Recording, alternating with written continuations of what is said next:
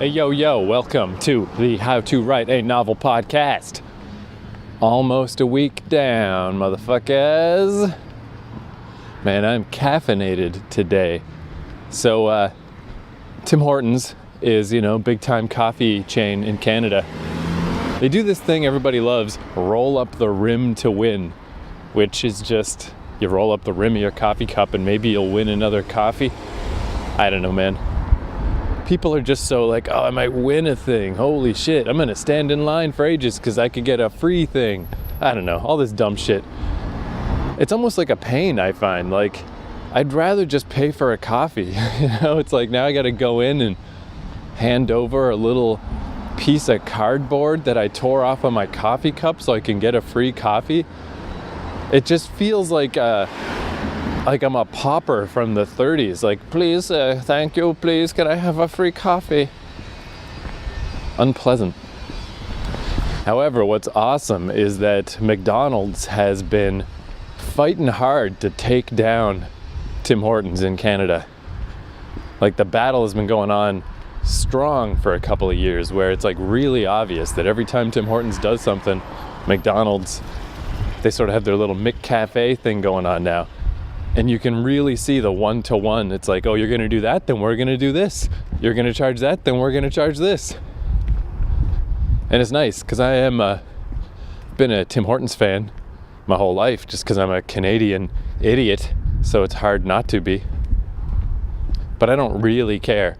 I don't really care about coffee quality, unless coffee is really bad. But even in those cases, then I just put some sugar in. I usually don't put sugar in my coffee, but you can rescue bad coffee with sugar. So I don't care. Whatever. Just give me some coffee.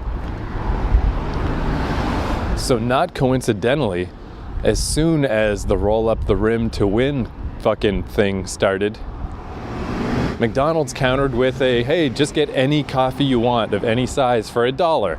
Fuck it. Fuck Tim Hortons. That's what it should have been called, the Fuck Tim Hortons promotion. And I usually tend toward smaller coffees. One thing I liked a lot about Europe was that their coffee sizes are so much more reasonable. Like what we call, this is not an exaggeration, what we call a small coffee, they call a large coffee. Because our small disappeared. What used to be our medium is now the small, and then an extra large appeared at the upper end. So we've actually gone up 2 sizes. So it's crazy. That's what I got right now. I wonder, I guess this must be 20. This might be more than 20 ounces. It's really big. And I had one this morning, and now it's early afternoon and I'm having another one. So not only is it, and that's the thing too, North America is so crazy about coffee. We consider this 2 coffee. But each one of these coffees is 4 coffee, by the standards of the civilized world. It's fucking insane how North America deals with caffeine. So I'm gonna see how this works for me today. This might be way too much. This might be completely absurd. Because I don't know, I've got a push-pull, a little bit of a love-hate with coffee, but it seems like I'm just kind of defaulting to not fighting against coffee. I've had times when I have quit coffee, been on various little health kicks and experiments, and I guess it didn't seem like enough of a benefit. And I know this guy Ian from England who he said that he gave up coffee for, I think it was like 6 months, and then when he started drinking coffee again, he was just like, never again. All that is just why was I struggling to do that? It wasn't worth it. Just drink some coffee. And really, I guess the main thing about coffee is I've always had trouble sleeping. So obviously, you don't want to drink caffeine all day. It can't make it easier to sleep. But it didn't really seem like the coffee made that much of a difference. The thing that has helped by far, exercise definitely helps to just be more naturally tired at the end of the day. And it's just seems truly bizarre that I never got involved at all in exercise besides walking till my mid-30s. But that's just the world we're in. You can literally just, even though your whole body has been designed for hundreds of thousands of years to be active every day. But we're in that world now where you can just not do that, and you can think that that's okay. You know, you can think that like, oh, it's just a choice I'm making. I'm just going to be sedentary. That's not a choice you're allowed to make. That doesn't make sense. You're lying to yourself. That's insane. And it's like upsetting that I grew up in this world. This just makes me disdainful more so about modern society. It's like, you really let this happen? You let me just live in this world and grow up? We're all just doing this? We're all just reinforcing this idea in each other that physical exertion is optional? That's fucking gross and wrong. And no wonder everyone's fucking crazy. No wonder everyone's depressed. No wonder everyone has OCD. No wonder no one can sleep. I mean, Jesus, it just seems so goddamn obvious now. So that definitely helped. And additionally, this really helped like crazy, is there's this program that I recommend for everyone. It's called Flux, F-L-U-X. And it's just a little program you install on your computer, and it figures out what part of the world you're in. And as the day progresses, as the sun goes down, it just slowly starts pulling the blue out of your computer monitor. Because blue light is the same wavelength as the sun. And it triggers all kinds of shit in your brain because your brain thinks it's daytime that keeps you awake. And it's radically effective. It's like shocking to me how much it works. Like, our bodies are so like soft, you know, so easy to manipulate and so easy to change. And it does make complete sense. Like, for 100,000 years, we just went to sleep when it was nighttime, and we woke up when it was daytime. And then with the advent of artificial light, things got crazy. And then with computers, it's double crazy. So if I just turn off the light in my room, so it's actually dark when it's supposed to be dark, and then I don't even need to stop using the computer. I can keep using the computer, but it just slowly turns like orange, and it's like a nice incandescent candle look. And you don't even really notice because it just shifts subtly, and your mind just kind of compensates. It's hard to really notice that the blue colors are missing. And unless you're doing, you know, color-sensitive Photoshop work, it just doesn't matter. And then I find that, you know, once it hits, it's getting to be like midnight or 1 a.m, and I'm like, fuck, I'm fucking tired. I gotta go to bed. And that's like such a beautiful feeling, because that's not how it usually feels. Normally, especially if I just had the lights on and fucking cranking away on my dumb computer, just stay up all night. It's easy to do. And I would be tired and be exhausted, but I just couldn't sleep. I mean, this isn't a guarantee. It doesn't completely fix everything, but it's like a huge improvement. And I can't remember if I ever donated to those developers, but I should, because that program has really, really helped me a lot. So when I listen back to this podcast while I'm editing it, I'm going to go check if I've ever donated money to those Flux guys. And, you know, just toss them $20 because they fucking deserve it. That thing rules. So there's my rant about caffeine and sleep troubles. I was wondering, like, if I would be able to maintain a daily podcast like this. And I mean, granted, it's still only the first week, but I have already gone through like 3 separate ideas for a thing I wanted to talk about today. And I'm like, no, okay, wait, I'll shelve that, and I'll shelve that, and I'll shelve that. Because on the way out here, I'm at this one specific park. Because I think I mentioned, but I found this awesome little beach that's very isolated out here. And I'm recording a little audio book thing. And that's one of the things I will talk about in the future, is learning how to record an audiobook is so different from just talking as a podcast or delivering a speech, or like surprisingly difficult. But on the way here, I was watching the 3rd of those new Planet of the Apes movies just on my little phone on the bus ride.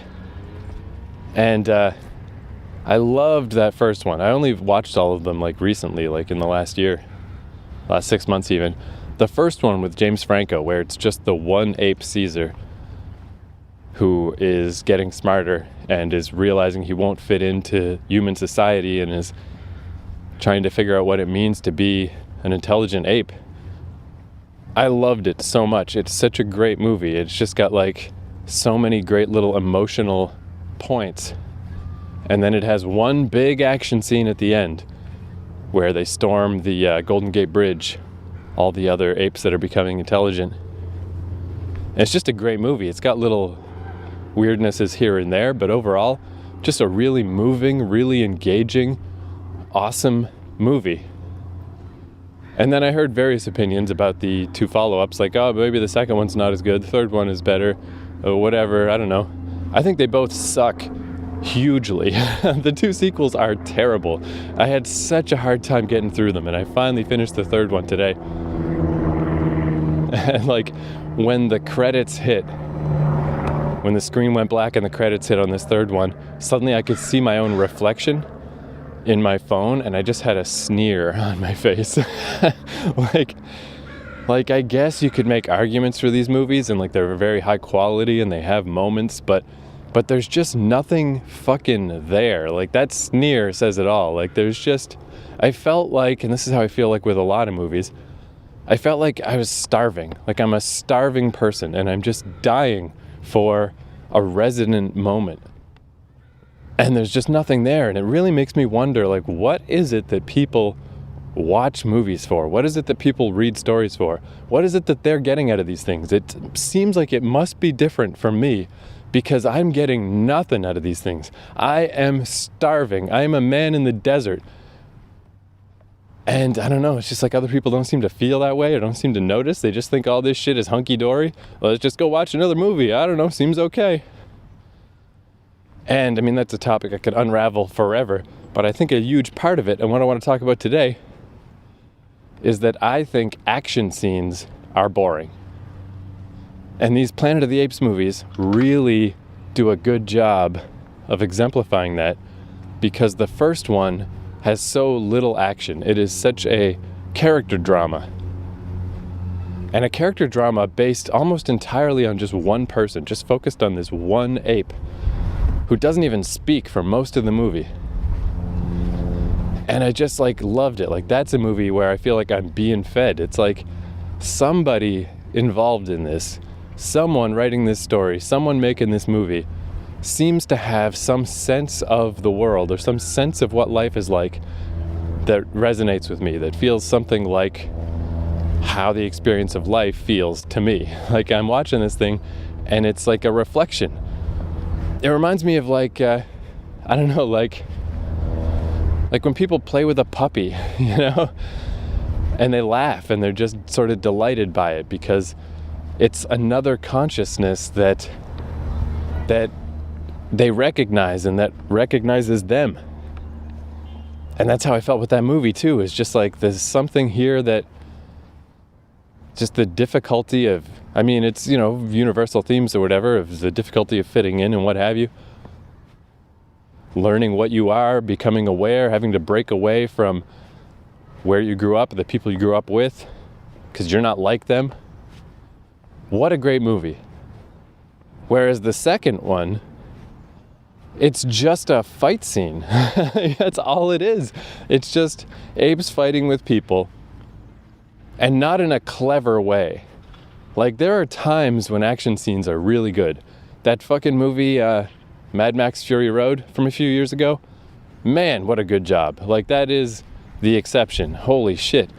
Like, last time I saw it was at my parents' place in this little East Coast Canadian fucking maritime kitchen on a little old TV, surrounded by aging drunks chattering away, and it was still great. I'm like, holy fuck, this movie. Like, it goes all in. The action in that movie isn't just a space filler, isn't just a get us from A to B, have some action, isn't just some rote requirement. It is the whole movie. The whole thing is focused so much on that, and it's done so meticulously that it's great. And kind of a stupider example, but one that I do really, really like, is the first Crank movie. Second one got a little too much, but the first one, Jason Statham just running around. The whole thing is he can't stop producing adrenaline or he'll die. And he just has to run for the whole movie. Man, fucking great. Like, there's times when action can be great.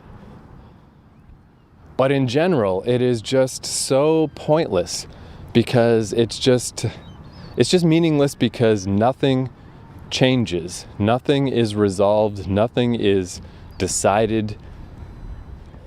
No one's mindset is challenged. No characters come to big decisions based on action scenes. They just never do. It's always like dialogue. It's always interpersonal conflicts that are ideological, not laser sword based. Does anybody like fight scenes? Like, there's just so many of them and it's just so common and we've seen so many and they just have no fucking meaning.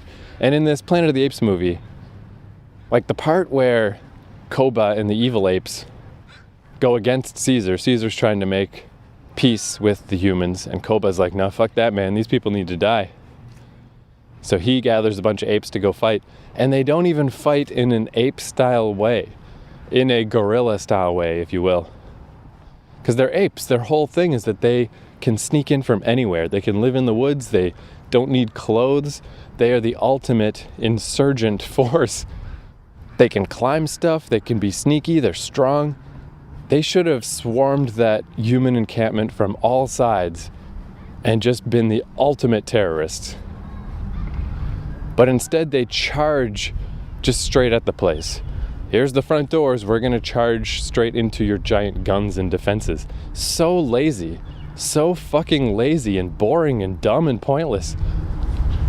And then that just calls into question the whole meta of it, of just like, it's very obvious that the people who wrote that first movie did not write the second one, because the first one is so well considered. And every stage of the relationship between Caesar and the greater world is so well reasoned and so well placed. And in the second one, it's like, oh, what if, I don't know, say 200 apes just run straight at this base full of people. It's like a video game level. It's just like a level in Warcraft. It's fucking tower defense. It's so fucking lame and pointless. And then the only kind of small redemption in that movie is at the end, Caesar and whoever the head human guy is have a little moment of just like, we tried. You know, we tried to bridge the gap. We tried to make peace between humans and apes, and we failed. And it was a nice little moment, and it's like, oh yeah, shit. And this is all going to eventually spiral into the future of the Planet of the Apes. But that little moment is not enough, man.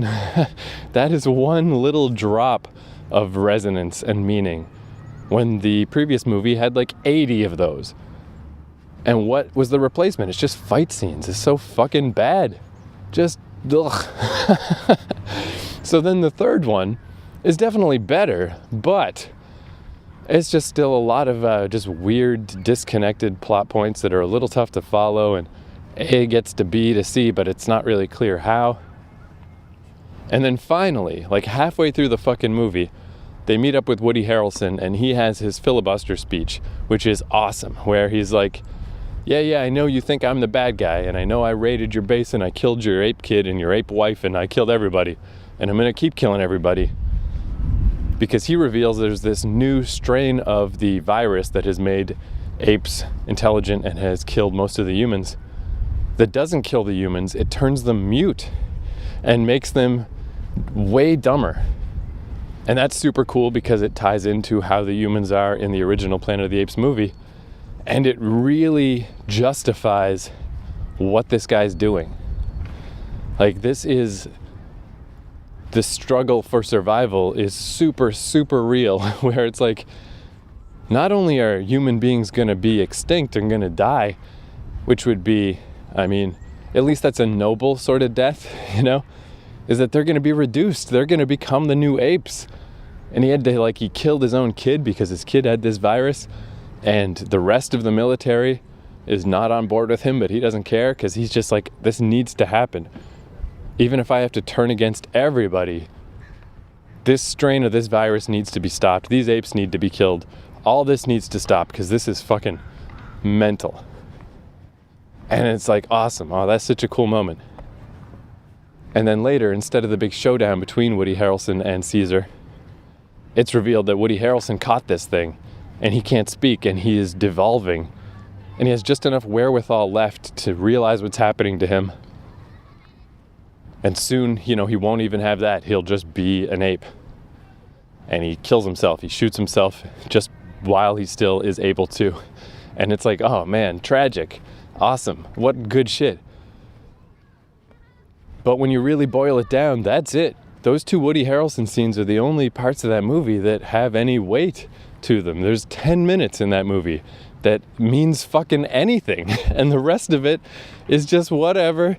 Whatever, man. Let's just have some fights and shit. That one's not as heavy on the fight scenes, but all the in-between stuff, it just none of it fucking meant anything to me. And it's just such a downer. It's like, fuck, man. Why does every fucking movie have to mean nothing? Especially when it started off so strong and it really did mean something and it really was about something. And it made me feel some feelings. And then after that, it's just the treadmill. I really suspect, I have no idea how the Hollywood system really works, but it's so rigid and so regimented and so institutionalized at this point, and there's so much money on the line, that it seems like it really is just such a factory that the way I've described how I think it's important to write slowly, because every day you're kind of hanging off the cliff and you're kind of staring into the void, and every day you've got to solve this crazy abstract puzzle of what should happen next in your story. And if you try to go too fast, you'll just fill it up with rote blank stuff. And it's important to face down that struggle over and over and over and come up with something that's distinctly you, that's not just the standard rote answer to the problem. I think because Hollywood has become such a factory, it seems like they have made it so that they can avoid that moment as much as possible. They can avoid that feeling. Like they've got a system in place where things are just good enough and look slick enough and have that aura of being a quality production that a committee can write a movie script. Or if, the committee didn't write it, the committee certainly vets it, that that moment is clearly never faced up to. It's just so obvious watching movies, and you're just like, nobody struggled over this. Nobody really just lived inside these moments and marshaled everything that they know of life and everything that they've learned in order to bring something unique and idiosyncratic to this problem, to this scene, It really does seem like it's just like nobody wants to feel uncomfortable. No one wants to do the hard work of writing. And they've managed to just bring things to such a point, to a level of quality where no one has to. And they'll still come out with a movie at the end of the day that's good enough. That's good enough to grease the fucking machine, to just keep things moving, to sell tickets, to get people going. And it's just been going on for so long that that's all anyone expects and that's all anybody wants. And they can watch these movies that are just fucking garbage, that are just worthless, that shouldn't even have been made. And people still say yeah, you know what, they're pretty good. Ugh. Fuck, I hate it. I hate it so fucking much. So they also say that, you shouldn't just criticize if you don't have a better plan, or you don't have anything else to offer, which I don't necessarily agree with. I think that a huge part of writing is to be able to identify what's wrong. I think that's kind of the most important thing. The more you can identify what's wrong, then it's just a matter of time, and it's just a matter of coming at it from different angles, and a matter of thinking about it, and a matter of working with the problem until you come up with something. And then if that doesn't work, give it a little time and you'll realize that is also wrong. To me, I'll talk about this more later, but I feel like the greatest indicator of if you have an inborn talent as a writer isn't the writing part, it's the knowing what parts suck, because you can't learn that. You just know it or you don't. You have your sense of taste, and if your sense of taste is bad, you're never going to make something good. It's not going to happen by accident, you know? So I personally think it is fine to just say, no, not this, even if you don't have a better answer, because the better answer will come eventually. But you need to know that this is the part that's the problem, and this is the part that needs a better answer. But that's a different topic that I'll get into later. So one thing I was thinking about this Planet of the Apes movie that I think would have been really cool, here's the idea I had while I was sitting on the bus, is at the end of this movie, since Woody Harrelson is this side insurgent group, this radicalized group of humans that are extra opposed to apes because they're aware of this new strain of the virus that is turning everyone mute and devolving them, they get attacked by a big wave of the main military. And it's this little battle of like the main military versus the apes versus Woody Harrelson's side group.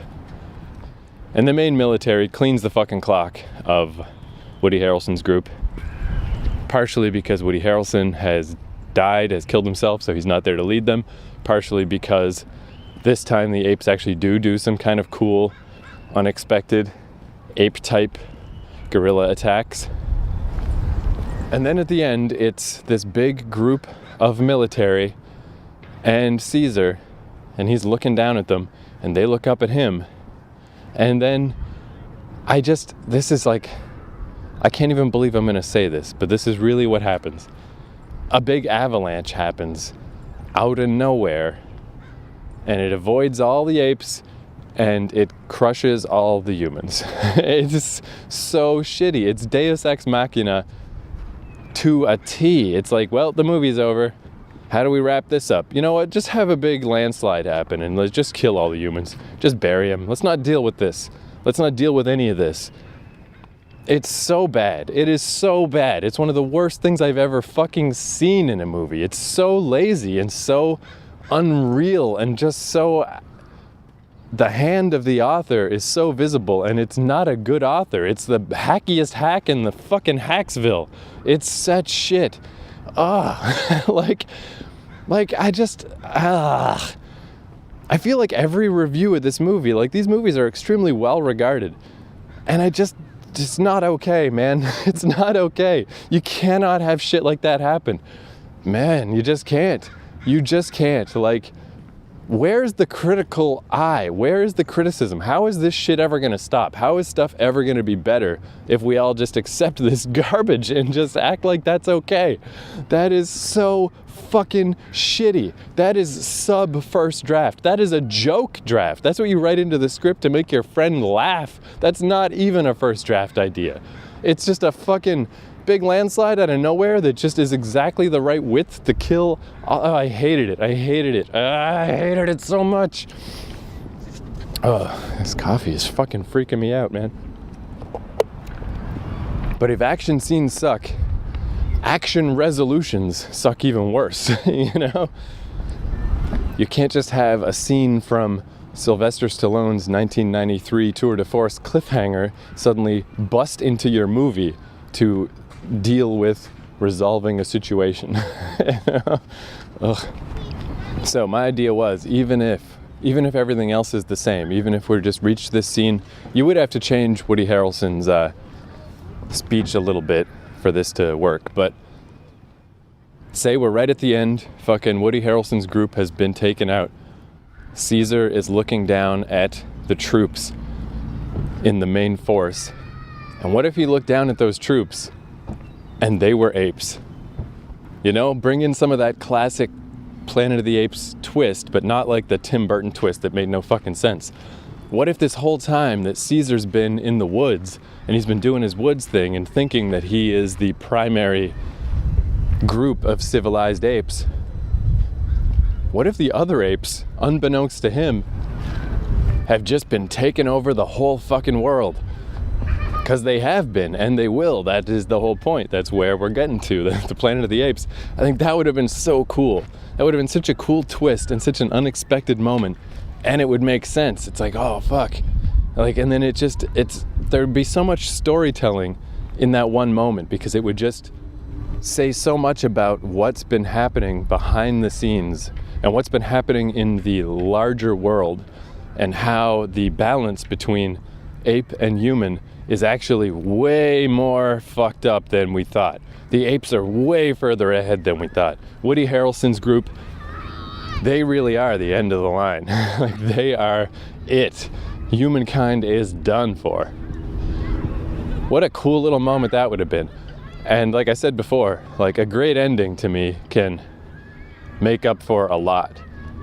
And I think that'd be a great ending. That would be fucking awesome. That would leave, like, then you'd leave the theater thinking like, whoa, cool, holy shit.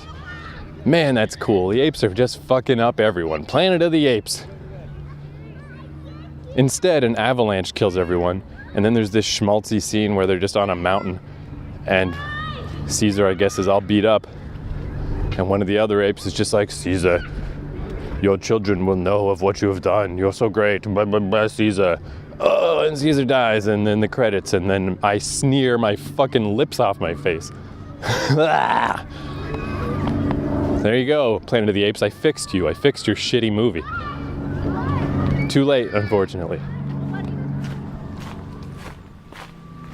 You know, maybe I'll take this little segment, make a little breakout of it, put it on YouTube as like, how to fix War for the Planet of the Apes. And, you know, just leave it there like a little landmine. Most of the stuff that ends up on YouTube, you know, it's just the swamp. It's the garbage dump where everyone dumps everything. But every once in a while something catches on. It's kind of an interesting thing to like put up a YouTube video and then forget about it for 2 years and then realize that it's got like 18,000 views. You're like, oh shit, that's weird. When did that happen? So maybe no one will ever find this, but if they do, maybe it'll spur YouTube nerd wars of like, fuck you, that movie is great. No, fuck you. But I think it's so important not to give a fuck about other people and what they think. Not in all things. In life, that's a crazy way to live. If you're the mayor of a small town, I highly recommend that you take the opinions of your constituency into account. But as a writer, never, don't do it. Don't worry about this amorphous mass of people and what people might think or what people might want or what people might like. 'Cause fuck them. You know, particularly as a group, they're so dumb. They don't know anything. That's just like such a great way to just fucking kill yourself before you've even started. And I mean, I think that's got to be how this keeps happening, particularly with movies. It's just such a, what's the word, populist medium. And I really think, and I have always felt this way, as I've said before, just like, if you make decisions based on like, oh, I don't want to make other people mad. I don't want to step on their toes. I don't want to criticize War for the Planet of the Apes because what about all the people who like it? I don't want to make them mad. By making that decision, you're also doing the reverse of that, of denying and ignoring the people on the other side. Like, to me, that avalanche ending, that is 100% unacceptable. You know, that is so bad that it goes down the scale. There's like, oh, that was good. Or just that you don't think about something at all. Or then below that is like, oh, that sucked, but whatever, that's fine. It's still a cool movie. I'm below that. I'm at, this is unacceptable. This is not an okay plot point. This is not an okay way to end your trilogy. This is the enemy. This is what not to do. This is a great shining beacon of the kind of writer not to be, the kind of decisions not to make. And I don't care about offending people that like that movie or like that plot point. I want to represent the people like me. I want to represent the people who hated it.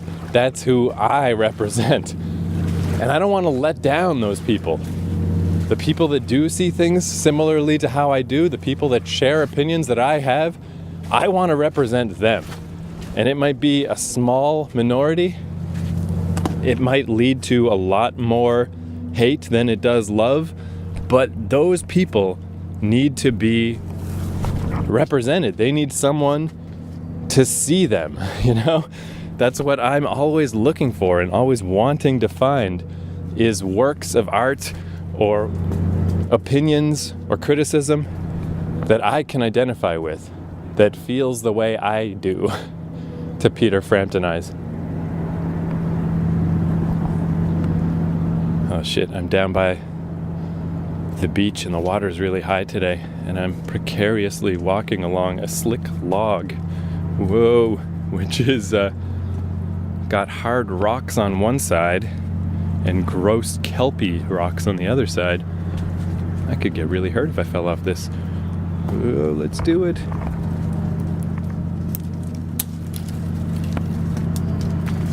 And yeah, it's such a shame that there are so few positive examples to follow in life, in all walks. That's another thing I've often felt like ever since I was a kid, and I'd just be like, oh, I wish that like I had positive examples to follow. Instead, I have like reverse examples of like I can see how I would like to be and how I hope to become by looking at people and going, well, okay, I don't want to be like that. I don't want to be like that person. And after a while, you just accept that that's how it is. That's how it's going to be, and that's all right. You can gain a lot from negative examples. If that's all you got, then that's all you got. It's still up to you to be the light that you wish to see in the world. And maybe it seems like a very pedestrian kind of thing of like, oh, really? This is your example of making change in the world? Is complaining about movies? But this is a writing podcast, and this is what we're talking about. We're talking about writing. And yeah, if you do see examples of shit writing, beyond shit, atomically nuclear shit writing, like, you gotta bring it up. You gotta acknowledge it. You got to fight against it. You gotta be like, this is what to never do. This is completely unacceptable. This is insane. So yeah, I just want to stand in. I want to represent those people who agree that this is not what to do. Shit, my brain is really walking across slick rocks is not a good way to do a podcast. It's very hard to focus on what I'm saying right now. But there's this I don't know, I guess it's one of these things too of just like, oh, don't be so negative. Don't be so negative all the time. And when it comes to like movie reviewing or just, I'm just talking about storytelling in general, writing in general. Movies are an easy go-to because they are the most popular, the most easily digestible, the most often discussed. But I really do think, to just put it simply, everything is garbage. Everything is so bad. It is so rare for me to see something that I like. And you'll get people that say like, well, don't be like that. Why do you want to be like that? Why do you want to be so negative? Why do you want to be so down on everything? And I don't want to be. Are you kidding? I cannot bring it up. You know, as I get older, I just more and more, I just don't bother watching movies and I just don't bring it up. But I don't see the value in lying about it. You know, if you really do feel like all this shit is just trash and it's just not worth the time and no one is putting their back into it and there's no deeper resonance to these things and there's no nourishment to be gleaned from them and there's just no point to this shit, don't pretend that there is just so people around you will feel more comfortable. Fuck them. Fuck them. These shitty movie watching fucks. What's so scary about admitting how things are, you know? All right, so what if? What if movies are bad? What if video game writing is bad? What if novels are bad? What if TV shows are bad? What if 99.9% of all of this shit is bad? Because it is. It absolutely is. What is so bad about admitting that? What is so scary about putting yourself on that cliffside? Like, okay, here we are. Here we are, where we're acknowledging that this shit sucks. That this is not a credit to the human race, to the very human experience. Something fundamental about storytelling is fucked up. It's not working. It's bland, it's pointless, it's rote, it's mechanical. Okay, so now what? And I don't necessarily have an answer. That is the quest. That is what we need to find out. What is next? If this is all not working, then what? Then what do we do? How do we move on from there? And that's the journey. That's the quest. That's what we got to figure out.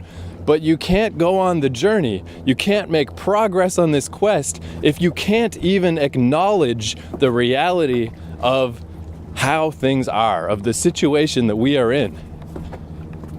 If you just spend your whole life pretending that all these TV shows, whoa, shit, oh fuck.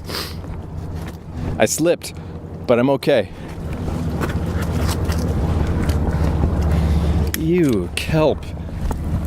Although I bet that probably helped cushion my fall a little.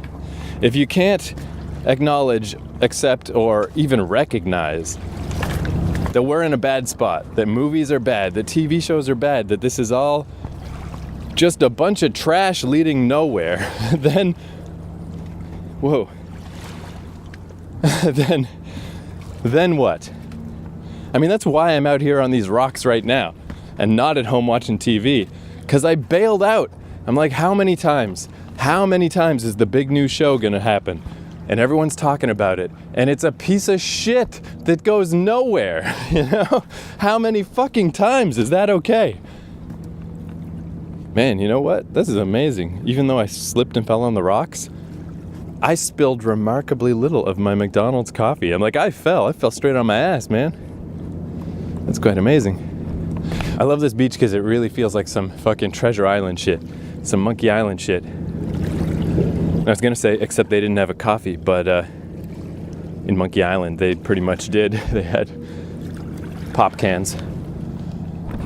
Basically though, coming at things from the opinion that it is just blanketly not working. That on a pass-fail system, it's a hard fail.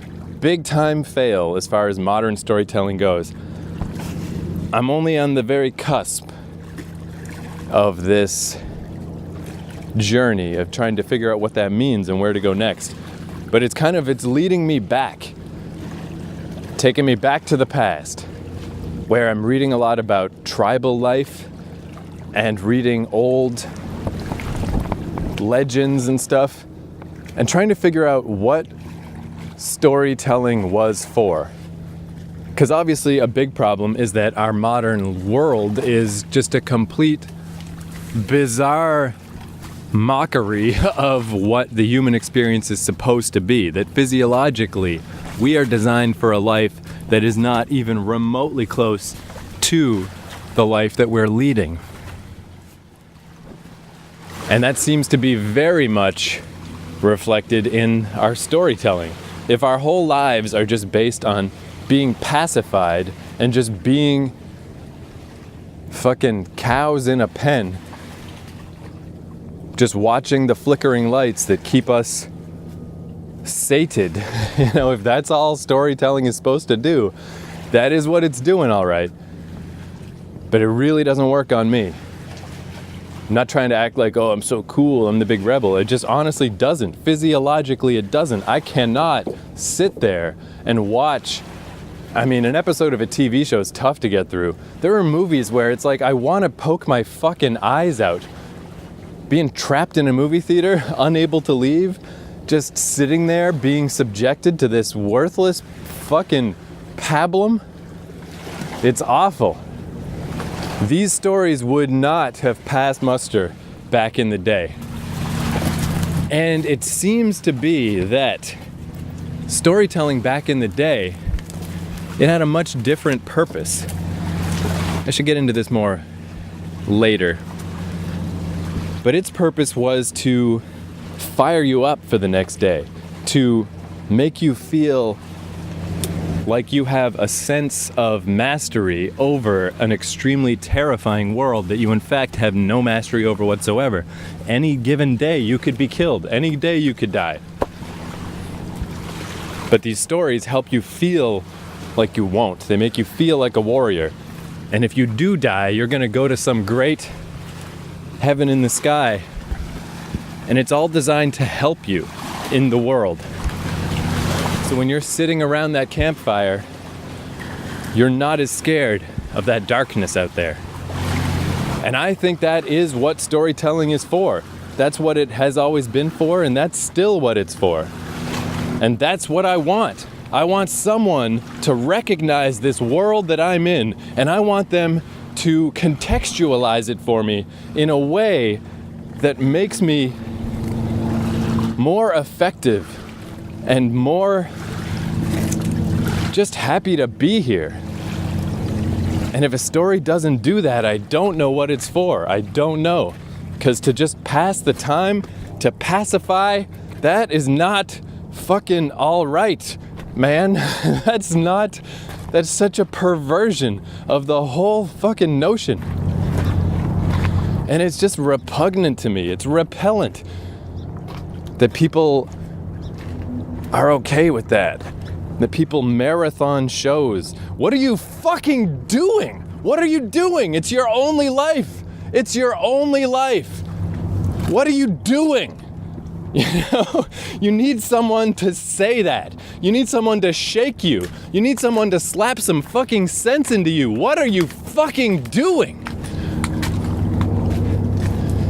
And you're never gonna wake the fuck up if you just act like everything is good enough. It's never gonna happen.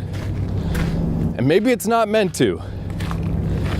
Maybe the human race wouldn't even function if more people were more self-directed and self-aware. Maybe for us to work as an organism, maybe we do need 99.9% of the people to just follow along. But that's not you. You're a fucking writer, my friend. Your job is to not be like that. Your job is to blaze a fucking trail.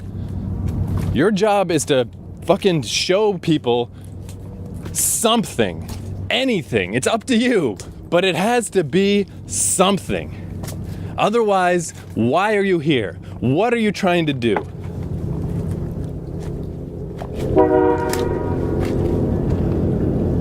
For Song of the Day, that guy Jamie Lenman, who I played yesterday, that was one of his more subdued songs. In the spirit of today, let's play one of his less subdued songs. And let's all endeavor to wake up. I'll see you tomorrow. Thank you for listening.